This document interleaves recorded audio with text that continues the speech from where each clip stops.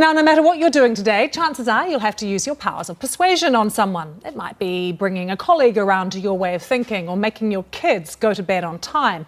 So how do you win these arguments? Well, I'll be speaking to a persuasion expert in just a moment. First, though, here's our quick guide to getting your way.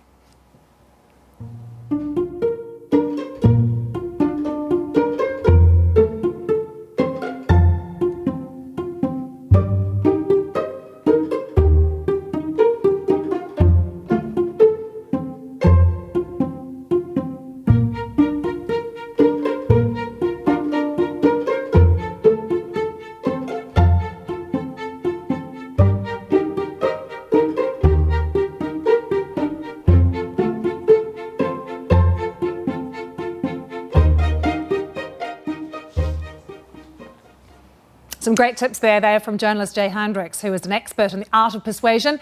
His book, Thank You for Arguing, is taught at Harvard and is now in its third edition. He joins me now from Orange in New Hampshire. So great to see you, Jay. Your book was published 10 years ago. It's in its third edition. But I wonder if the way that we're arguing is evolving at all. I doubt it. Aristotle pretty much described human nature when it disagrees, and that's still the case, regardless of how technology changes. What about political argument, though? When we think of President Trump, many people have criticised the way that he argues, and yet he's the president, he's been elected, he's proved very popular. Yeah, he uses a particular kind of argument that Aristotle, again, described 3,000 years ago.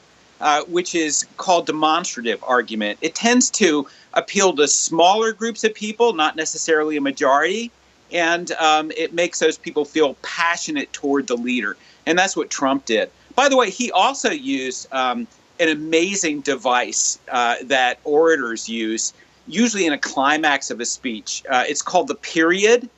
Here in the U.S., that ends a sentence. It's the end mark of a sentence. But the Greeks had it last as long as a human breath, about 12 seconds. Trump used that brilliantly in a kind of comedic style, and that allowed his crowds to get passionate about him. So he had actually used rhetoric very effectively. Jay, I'm always up for a good argument, but if you're someone who's not, who is quite shy and retiring, what would you say your best tip is for them? Well, as an introvert myself, I can speak personally. The most important thing for someone who's feeling a little shy and doesn't know what to say in a conversation is to agree, or at least appear to agree. Nod your head, smile, look interested, and then while you're thinking, gradually steer the conversation over in your favor. My wife, by the way, is a master at this. She always seems to agree with me, and yet somehow steers the conversation over to what she wants. And yet it's your kids, Jay, who managed to stump you still. Yeah. Oh, boy, they're brilliant. They're grown now, but they grew up with these tools of rhetoric. What's interesting is that each one of them, my son and my daughter, use these tools very differently, that in a way that matches their own personality and makes it work for them.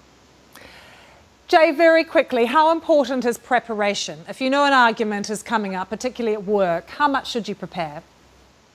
That's a great question. You know, the most important thing to think about in advance is what your goal is. And often people set the wrong goal. They try to win arguments on points rather than thinking, what do I really want to get out of this conversation? And one of the most important goals in day-to-day life is relationship.